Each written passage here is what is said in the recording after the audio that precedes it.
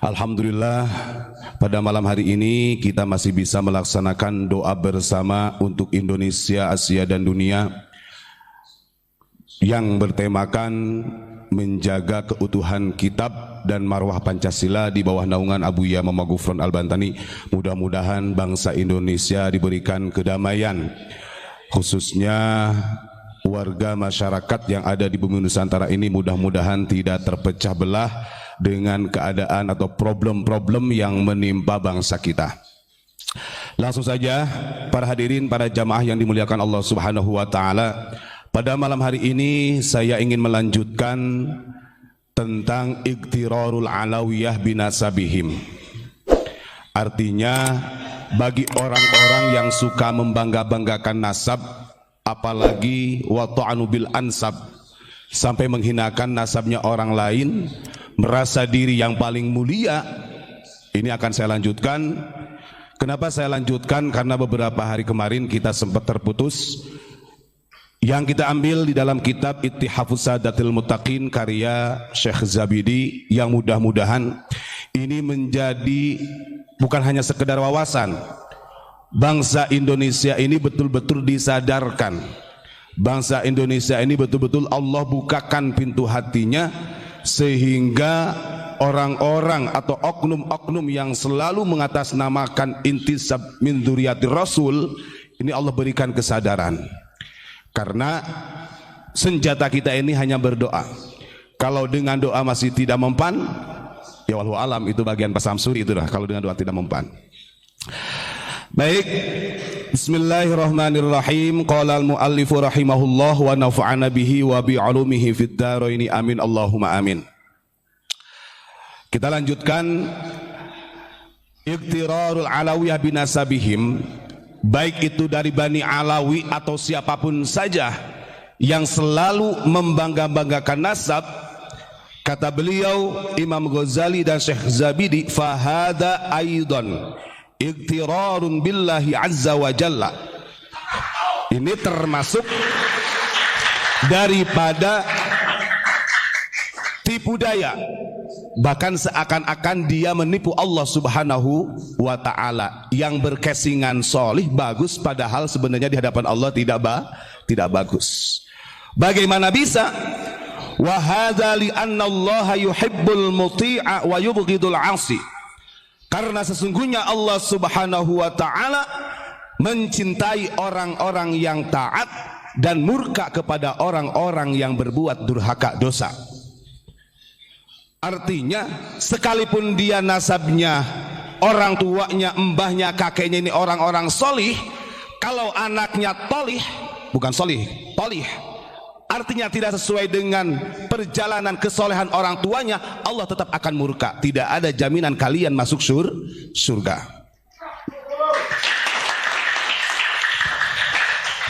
Fakama annahu la yubghidul abu al-muti. Nah begitu juga yubghiduhu lil waladil asi. Hal ini sama ketika orang tua ini kan biasanya perlakuan kepada anak yang solih dan anak yang tidak solih itu berbeda. Sama, Allah pun begitu. Makanya kemarin kita jelaskan bahwa orang-orang yang selalu membanggakan nasab ini termasuk nihayatul iqtirar, puncak tipu daya, dan dia tertipu dengan hawa nafsunya. Terus kemudian waman dhanna annahu yanju bitaqwa abihi kaman dhanna annahu yusbi'u ya'kulu biakli abihi. Orang-orang yang selalu membanggakan nasab, mereka mengira bahwa mereka akan selamat dengan sebab ketakwaan bapak ibunya atau nenek kakeknya, padahal tidak.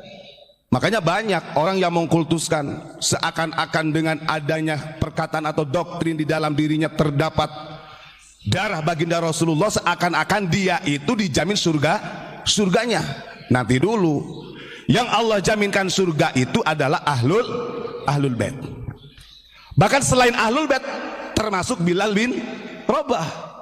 Coba kita lihat, Bilal bin Rabah ini bukan ahlul bait, beliau seorang budak, tapi kalau kita lihat di dalam hadis Nabi, beliau dijamin dijamin dalam masuk surga. Ada beberapa hari tadi itu atau kemarin kita mendengarkan ada salah satu oknum Habib juga, Pak.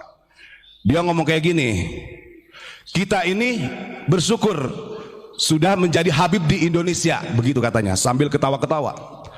Coba bagaimana kita kalau andai kata kita berada di Afrika, kita jadi Bilal bin Rabah katanya.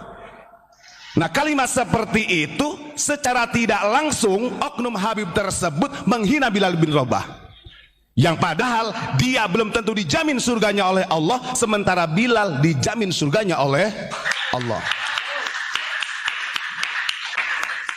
Ini kalau mau kita buka-bukaan, menurut mereka itu ini adalah provokasi, bukan. Kita menyampaikan karena ini kebenaran. Jangan sampai doktrin-doktrin seperti itu sampai ke pribumi, yang akhirnya pribumi ini menjadi salah langkah. Coba kita lihat. Kenapa kok oknum Habib tersebut mengatakan andai kata kalau kita di Afrika kemudian jadi Bilal bin Rabah? Ini kalimat istihza yang secara tidak langsung menghinakan Bilal bin Rabah. Padahal Bilal bin Rabah bukan ahlul bait, bukan min dzurriyyatir Rasul. Beliau dijamin surganya oleh Allah, seperti yang disampaikan dalam hadis Bukhari Muslim. Rasulullah pernah berkata begini, ya Bilal, bima sabaqatani ilal jannah ma dakhaltul jannata qad illa sami'tu khosyataka amami, kata Rasul.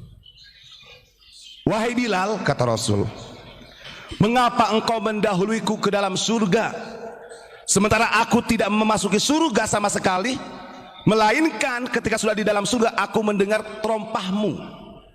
Artinya suara langkahnya Bilal.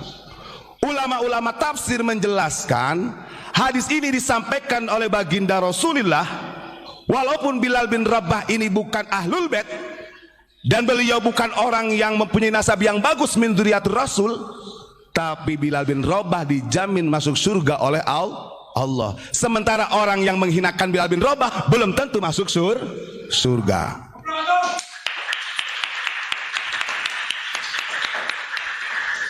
Makanya betul kemarin di dalam kitab Mukasyafatul Qulub pentingnya menjaga lisan. Karena mereka mengira, kata Syekh Zabidi, "Dhanna annahu yanju bitaqwa abihi." Orang-orang yang selalu membanggakan nasab itu mengira dia akan selamat dengan sebab ketakwaan orang tuanya, jid-jidnya sampai kepada Rasulullah. Padahal belum tentu. Kemarin kita contohkan Kan'an adalah putra Nabi Nuh, yang pada akhirnya wakana minal mughriqin. Nabi Nuh tidak bisa berbuat apa-apa, tidak bisa menyelamatkan Kan'an. Terus kemudian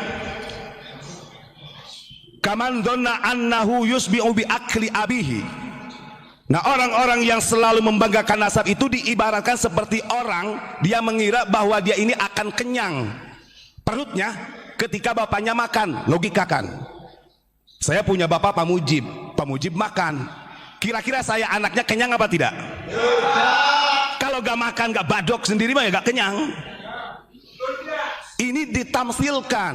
Kalau dalam ilmu balaghah, tasbih tamsilnya seperti itu. Orang yang selalu bersandar mustanadu rojaihim bi solahil aba, seperti itu. Bahkan wayarwi bi syarabi abihi, seakan-akan orang yang selalu membanggakan nenek moyangnya dengan nasab-nasabnya seperti orang yang merasa segar ketika orang tuanya itu minum. Pak Mujib minum. Contohkan lagi nih, saya contohkan biar lebih paham. Pak Mujib orang tua saya ini kehausan, kemudian Pak Mujib yang minum, kira-kira saya masih kehausan apa tidak? Masih kehausan. Sampai sedetil itu Syekh Zabidi membuat tamsil. Intinya biar kita ini tidak membangga-banggakan nasab. Saya ulangi, mau itu Ba'alawi kek, mau itu orang yang intisabnya ke Wali Songo, mau Kiai Ajengan tuh bagus, lora siapapun, ditempeleng sama Imam Ghazali, kena semua ini. Maka janganlah bersandar. Maka ada orang kemarin, Mama Gufron gak malu tuh. Itu Kiai Majazi katanya sudah menjelaskan bahwa Mama Gufron bukan keturunan Syekh Nawawi. Ada kata kita. Dengerin, kalau melihat dari sini sedikit pun kalau orang yang tidak bersandar dengan kehebatan nasab ataupun ke nenek moyangnya tetap akan selalu maju terus pantang mundur.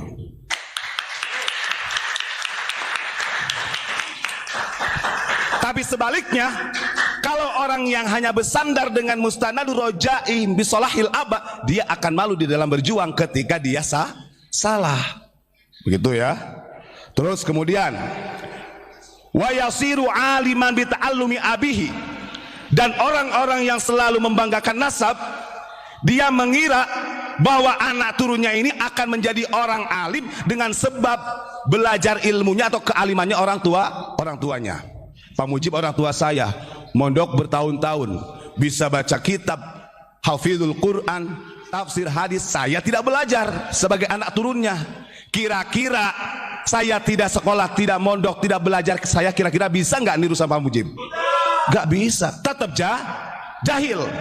Sudah mah bodoh, kemudian bersandar dengan kebaikan orang tuanya, berarti jahil murakkab. Dobol bahasanya begitu ya.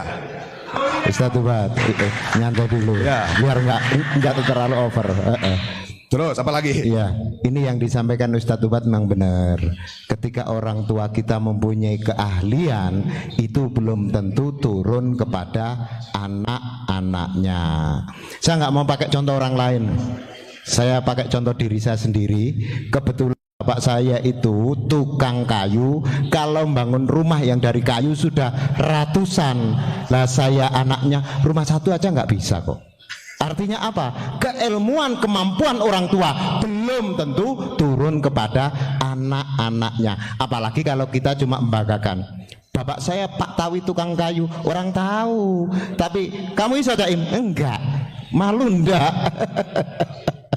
Nah seperti itu persis yang disampaikan oleh Ustadz Ubat. Artinya kemampuan keilmuan orang tua belum tentu dimiliki oleh keturunannya. Monggo dilanjut Ustadz. Ya, dikit lagi. Memang ini harus tegas, menyampaikan harus tegas biar didengar sama orang ya. Wa yasilu ilal ka'bati wa yaraha bimasyi abihi. Bahkan mereka orang-orang yang selalu bersandar dengan intisab, mau itu dari duriyah Rasul ataupun wali songo ataupun siapa saja, ketika mereka sudah sampai ke Makkatul Mukarramah, mau itu haji atau umroh, dia mengira si anak turunnya ini telah sampai seperti yang dilakukan oleh bapaknya. Saya ulang lagi contohnya, Pak Mujib pergi ke sana, ke Makkah ibadah haji, saya anaknya berada di Indonesia. Kira-kira yang mendapatkan makbul pahala haji siapa? Pak Mujib atau saya? Pak Mujib. Ini sampai detail seperti ini. Hal ini dijelaskan kenapa sampai diberikan tamsil atau tasbih dengan sedemikian rupa. Ini berkaitan dengan surat Al-Quran, surat Abasa ayat 34-35. Yauma yafirul mar'u min akhihi wa ummihi wa abih. Ingat, karena kalau orang sudah di akhirat nanti, ingat di akhirat nanti, suami, istri, ayah, bapaknya ini akan berpisah. Tergantung dia beriman atau salehnya gitu. Apalagi kalau hanya sekedar membanggakan nasab tanpa ada ketakwaan, kesolehan di dalam dirinya, jelas ayat ini akan terjadi kepada orang tersebut. Yauma yafirul mar'u min akhihi wa ummihi wa abi. Naudzubillahi min. Mudah-mudahan kita dijauhkan dari orang-orang yang seperti itu. Seperti contoh terakhir kemarin yang saya sampaikan, sampai ada orang, ya oknum Habib juga, saya katakan oknum Habib dia. Orang yang ceramah kemudian sampai membawa pedang diangkat, sampai dia katakan, lu jual gue borong, gitu kan? Lu jual gue borong. Ini sesuai dengan apa yang ada di dalam kitab Sahihul Ibad sebenarnya. Syekh Nawawi itu pernah mengatakan begini, nanti itu di akhir zaman itu akan kathirul khutbah wa qalilul ulama. Kalau orang-orang pendakwah, ahli khutbah itu banyak nanti, tapi orang yang memahami tentang keilmuan orang alim sangat sedikit.